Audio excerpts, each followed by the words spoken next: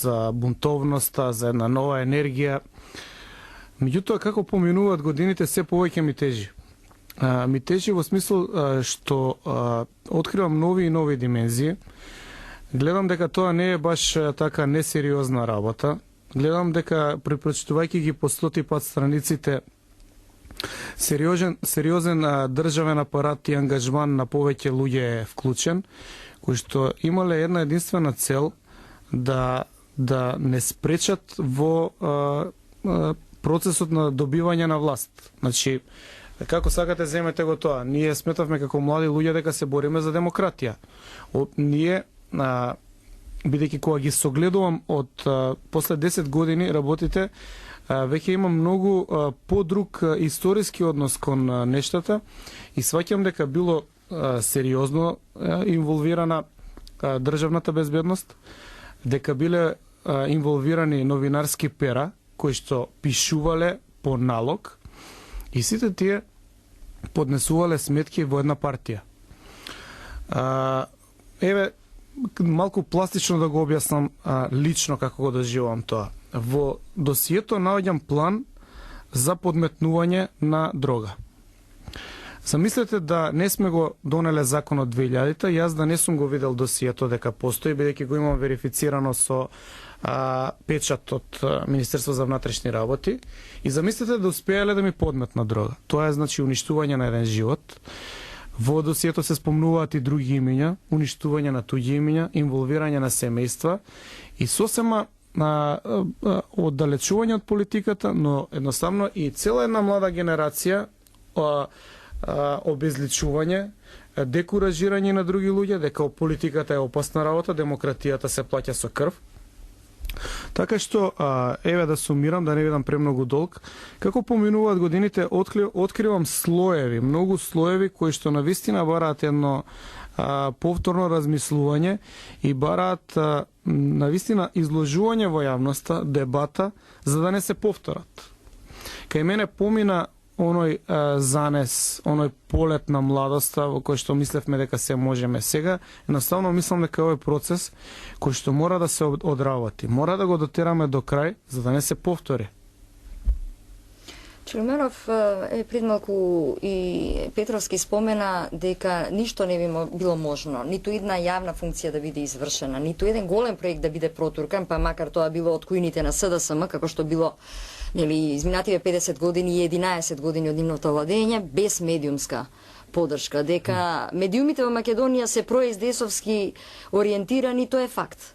Тоа го говориме ние кои што се трудиме да бидеме објективни и да бидеме непристрасни и кои не сме политизирани.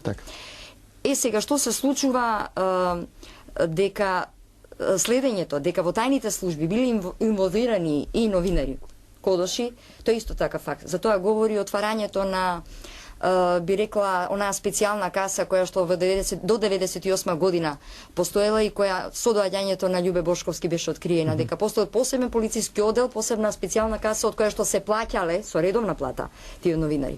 Од тука значи произлегува и оправдано е зошто голем дел од новинарите го сатанизираат овој проект. Очекувате ли илустрацијата конечно да го исчисти и нашето милје, односно нашата сфера, да ја проветри, да исчисти нашата сфера? Па, како што се најавува сега дека ќе кодушите во новинарските редови ќе останат заштитени, ќе се знаат кои се, но ќе останат на работа, затоа што нели сите медиуми се приватни, приватна фирма има право да реши. Ако сака сите кодоши кај нас, како се изрази, мислам господинот Андов, ако сака само кодоши да вработува, нели, тоа е нејзина права. Така имаме кодошка телевизија, кодошка радио и така, мислам, одлични етикети. Добре што барем ќе се знаат тие луѓе.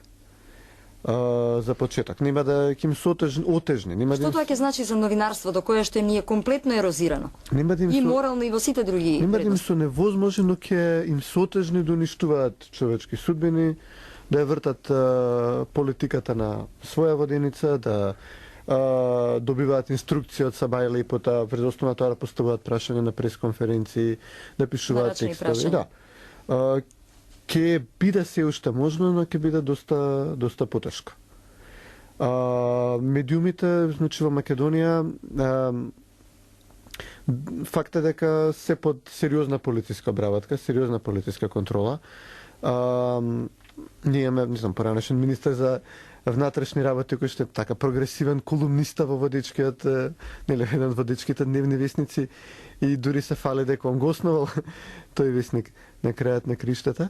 Јас имав замисла кога почнуваше илустрацијата дека кога таа ќе заврши ќе останат можеби на 5-10 новинари во Македонија, но сега нели најавите оваа верзија на законот која што помина е дека новинарите ќе се тие, но ќе треба веројатно секогаш да ги потсетуваме луѓето при секој текст, значи, не знам како би го извела тоа, но треба да ги потсетуваме дека кога некој новинар ќе почне да сатанизира некого, или што е популарно баш кај неколку новинари кои што нели се најгласни против лустрацијата, тие се многу гласни против накривање на меѓуетнички тензии. Тоа е интересно кај нив. Значи, кога ќе почнат да го прават тоа против Албанија, против Бугарија, ќе треба едноставно од некаде на некој начин да се потсетат тие луѓе. Се надам дека има доволно здраво ткива во јавноста да ги потсети дека тој кој што сака да ве скара, да ги скара македонците со, не знам, со тој народ, дека едноставно толку време соработувал и што е многу битно да се знае што точно правел. Значи да не биде само бил кодош. Да. Можно е тој, например, да праќал малолетници у затвор. Можно е својот брат, мајка, татко да ги пратил во затвор, да ми го пропастил животот. Има градација. Животи, така, и на семејства цели. Има градација на грозни работи. Можно е само да речеме некои поситни работи да правил, само да врз основа на неговите постапки да не настрадал никој, но сепак да ги кршал човековите права, да речеме се загрозени некои права како што е правото на приватност. Тоа не се ситни права, но значи има луѓе кои што убивале луѓе, има луѓе кои што праќале луѓе во затвор, има луѓе кои што оневозможувале туѓи кариери, кои што поради кои се отварале туѓи писма, се дознавале туѓи тајни, луѓе били уценувани со тие тајни, не да речеме останале живи и слободни. Треба убаво е да се знае што точно тој човек направил за да стане новинар, уредник, академик, професор. Да, како он напредувал, да. Како напредувал во кариерата. Сега доаѓаме, веќе Лиманов го допре наредното прашање. Ние за жал се определивме за оној мек тип на лустрација, значи со потпишување на изјава од сите актуелни носители на јавна функција дека нели дали биле соработници со тајните служби или не. Значи се остана на тоа и со објавувањето на имињата, нивните имиња во службен весник, затоа нели комисија допрва која што 9 члена ќе биде формирана и сето тоа, меѓутоа јас и во минатите дебати и со другите луѓе и со експертите постојано го отварам тоа прашање зошто ни е потребна таква лустрација? Дали е тоа вистинската лустрација, мека лустрација? Дали тоа навистина ќе ги оправда неправдите, болките, па дури и цената по живот што ги нели ги плаќале и одредени граѓани, стотици граѓани, па и нивните семејства, па и случајот со Петровски кога беше обидот за дискредитација негова лична, меѓутоа и на семејството. Значи за типот на лустрација, дали Македонија го одбра вистинската лустрација, вистинскиот тип на лустрација? Видете, тоа е Ова е сега политичко малку прашање. Ова е филозофско прашање. Меѓутоа е суштинско. Од проста причина што знаете како човечко око нема дно. И лесно може човек да посака да се одмаздува. Но со самото тоа ќе стане ист. И затоа мислам дека е добро што е одберена мека лустрација, иако и против неа сведоци сте какво врескање имаше, организирано до перфекција, но мислам дека тоа го прави подобен и соодветен овој процес, а луѓето кои што го бараат на овој начин ги прави големи и различни од тие што биле предходно.